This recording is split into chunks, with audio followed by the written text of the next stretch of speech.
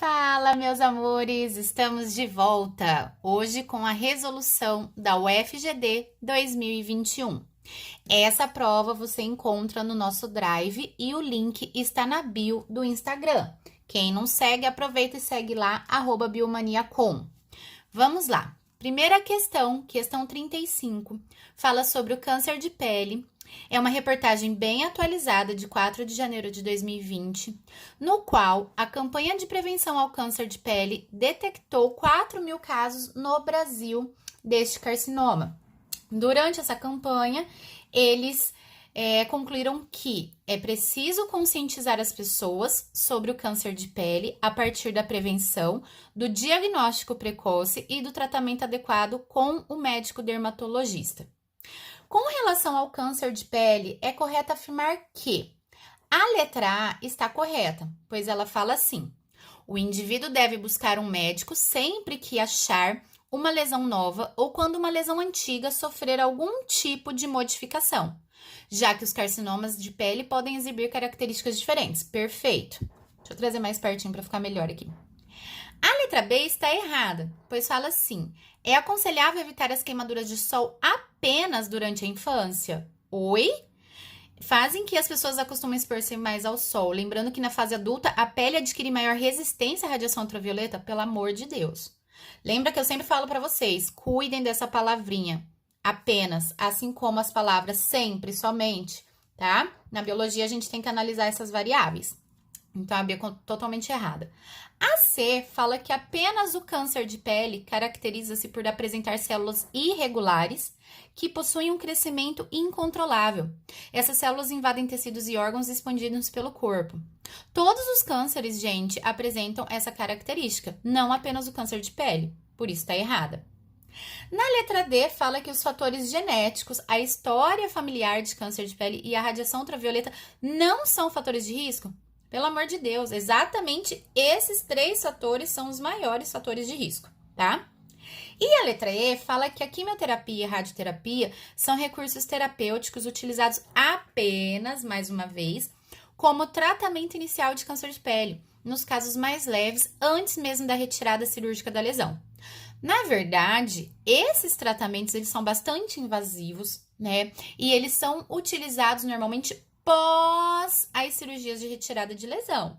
Quando você faz esse tratamento, você garante que não sobrou nenhum resquício de tecido lesionado ali para que o câncer não volta, tá? Então, eles não são utilizados no tratamento inicial. Pelo contrário, o tratamento inicial, medicamentos, retirada de lesões, acompanhamento dessa lesão e aí sim, depois, se necessário, quimioterapia ou radioterapia, ok? 36 é uma questão de evolução, fala sobre um sítio paleontológico no Paraná que foi descoberto em junho do ano passado e revelou 4 espécies de animais. Eles foram fazer uma escavação para escoar a água da chuva e achar esse sítio paleontológico em Cruzeiro do Oeste, no noroeste do Paraná.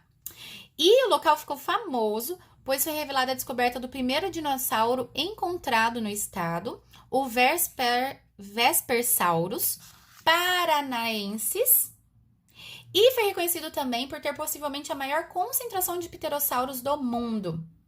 E 2 novas espécies dos répteis voadores já foram descobertas no sítio. Que incrível, né? Já fiquei morrendo de vontade de conhecer esse lugar. Onde também foi encontrado o Gueragamas sul-americana, que é um pequeno lagarto que viveu no período Cretáceo há 80 milhões de anos. Ele contextualiza, então, a história desse sítio e fala sobre características evolutivas. Essa parte da consigna, gente, está falando sobre evidências de evolução. Quando a gente começa uma aula de evolução, a gente sempre fala sobre as características estudadas, né? Que quanto maior o número dessas características, mais garantia o cientista terá para compreender a história evolutiva de um grupo. Então, destacam-se alguns itens que servem de base para o estudo do parentesco evolutivo entre os seres vivos, como, por exemplo, os fósseis, as análises de órgãos vestigiais, as estruturas homólogas e análogas, e é justamente isso que a questão traz nas alternativas, tá? As evidências de evolução. Então, sendo assim, assinale a alternativa correta.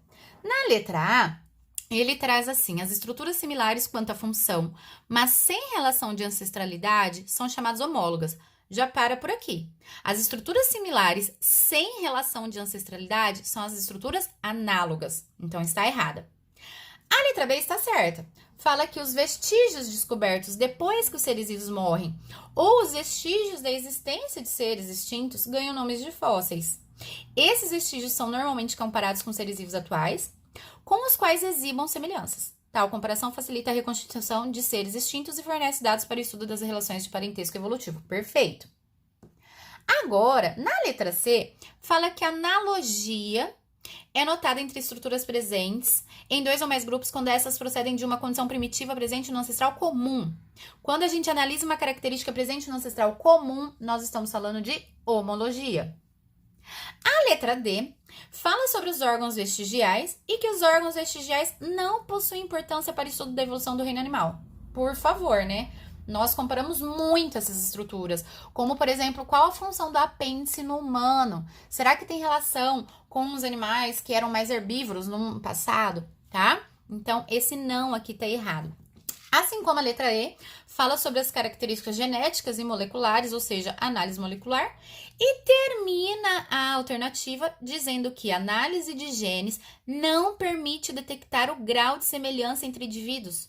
Hoje em dia é o que a gente mais está postando isso aqui, análise molecular, para a gente fazer então a comparação dessa evolução entre as espécies e construir então as características e relações filogenéticas. É assim que a gente consegue construir os cladogramas hoje em dia, tá? Então essa aí também tá absolutamente errada e é por essa razão que a questão 36 nós ficamos com a alternativa B.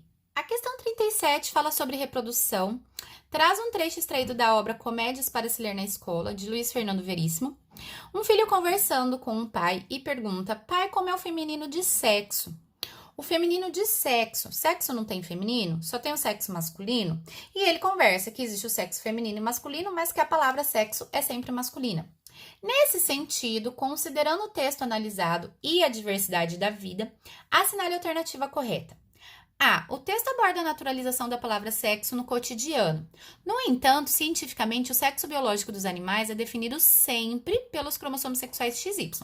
Mentira! Nós temos outros sistemas, como o X0, que é encontrado em alguns insetos, e o sistema ZW, que é encontrado em alguns peixes e aves.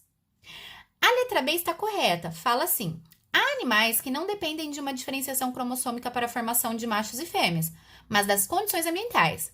Lembram dos répteis, como alguns jacarés e algumas tartarugas? Os ovos depositados no ambiente dependem da temperatura para definir se vai nascer macho ou fêmea. Então, a letra B está correta. Na letra C, fala assim: se a conversa do texto fosse sobre as características morfológicas e comportamentais de homens e mulheres, seria a respeito dos seus genótipos e fenótipos, pois características comportamentais está relacionada a características fenotípicas. Letra D. Na biologia, a constituição genética de um ser vivo é suficiente para classificá-lo como macho ou fêmea. Não, pois é possível que surjam mutações, como por exemplo em seres vivos que são hermafroditas. Lembrando que isso pode acontecer até nos humanos. E a letra E está errada porque diz que quando o pai diz sexo não tem feminino, ele está se referindo claramente ao sexo biológico. Não, ele está se referindo à palavra sexo.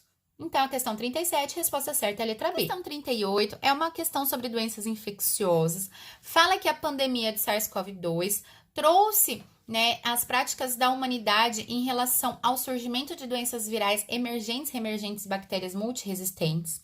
Ele comenta que o HIV e o novo coronavírus são exemplos de vírus emergentes, que o vírus do sarampo é um exemplo de vírus reemergente e as cepas resistentes de Klebsiella pneumoniae são superbactérias. Nessa lógica, assinale a alternativa que corresponde correta e respectivamente à origem de doenças emergentes, reemergentes e de multiresistência bacteriana. Eu fiz umas anotações aqui, vou colocar para vocês darem um print, quem quiser, que doença emergente é o surgimento ou identificação de um novo agente infeccioso. Então, por exemplo, o coronavírus, de fato, é uma doença emergente. Sério? Certo? Aliás, as doenças reemergentes são doenças que estão mudando seu comportamento epidemiológico ao longo dos anos. Por exemplo, o sarampo já estava extinto, entre aspas, né? Basicamente, a gente não via casos de sarampo. E está voltando à tona. Por quê? Por conta de movimentos anti-vacinas e por causa desse desse fluxo de pessoas, né, entre os diferentes países. Então, hoje, o intercâmbio que a gente tem cultural e o intercâmbio de pessoas leva essas doenças para outras regiões e faz com que essas doenças possam ser reemergentes em determinados locais. Já a resistência bacteriana fala de interação de bactérias com os seres vivos. Mas, no caso dos humanos, essas bactérias multiresistentes, elas surgem principalmente, gente, pelo uso indiscriminado de antibióticos. Então, quando nós temos que analisar a origem aqui de 3 tipos de doenças, eu peguei primeiro a multiresistência bacteriana, que seria o último fator das respostas, tá? Por quê? Nós sabemos que essa multiresistência bacteriana, ela está relacionada principalmente com o uso indiscriminado de antibióticos, né? Foi exatamente por isso que a penicilina perdeu a sua eficácia de 100% para quase 70% devido ao uso indiscriminado.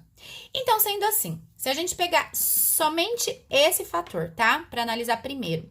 A letra A fala que a multiresistência bacteriana, ela surgiu por uso indiscriminado de antimicóticos. Antimicóticos é para fungo, então já está errada. A letra C fala que surge por mutação viral. Eu estou falando de bactérias, então também está errada.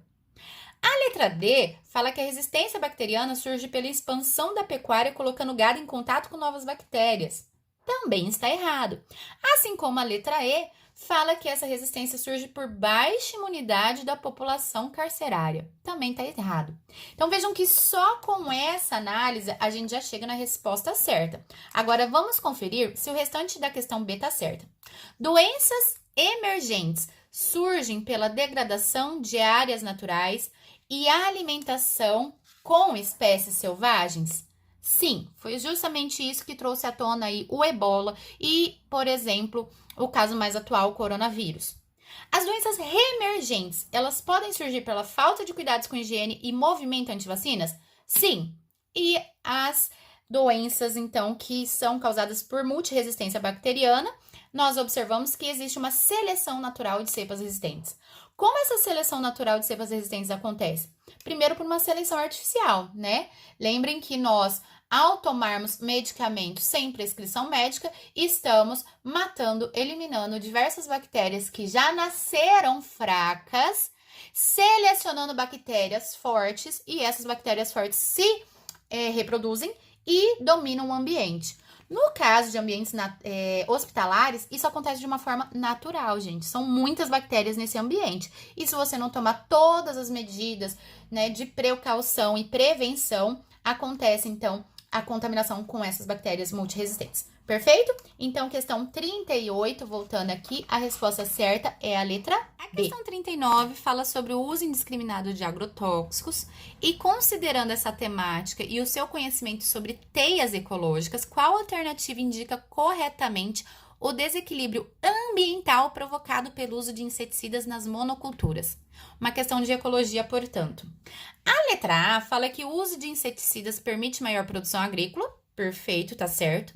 E não causa desequilíbrio ambiental. Está errado. Pois quando eu utilizo inseticidas, eu acabo matando diversos animais, não somente aquele específico que eu quero, aquela minha praga, e acabo desequilibrando as cadeias e teias alimentares, ok? Então a letra A está errada. A B diz que a eliminação de insetos traz benefícios ao ambiente, pois aumenta a oferta de alimentos para as aves. E as aves insetívoras? Aquelas que comem insetos, traz benefícios para elas? Não, né, gente? A letra C também está errada, porque diz que o uso de inseticidas é benéfico para a teia alimentar, pois elimina todos os insetos indiscriminadamente. Isso é benéfico? Isso, exatamente isso que desestabiliza as cadeias e teias alimentares, gente, está totalmente errado. A D está certa porque fala que o uso de inseticidas pode quebrar várias rotas da teia alimentar, pois elimina os insetos de forma generalizada, reduzindo não só a oferta de consumidores primários para diferentes predadores, mas também reduzindo polinizadores, o que impacta até a produção vegetal. Perfeito.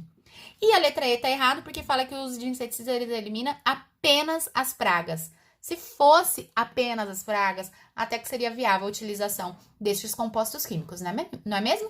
Questão 40, uma questão sobre plantas, ou seja, sobre botânica, clássico da UFGD, sempre cobra também. Vamos lá então. Essa questão traz para nós uma tabela com 5 espécies e as características dessas 5 espécies e pede para que nós classifiquemos essas espécies de acordo com as suas características. Começamos pela número 4. Por que eu comecei pela número 4? Porque se não tem semente, nem frutos, nem vascularização, é uma briófita. Nesse sentido, eu já elimino 4 pteridófita, 4 gimnosperma, 4 angiosperma. Já eliminei C, D e E, certo?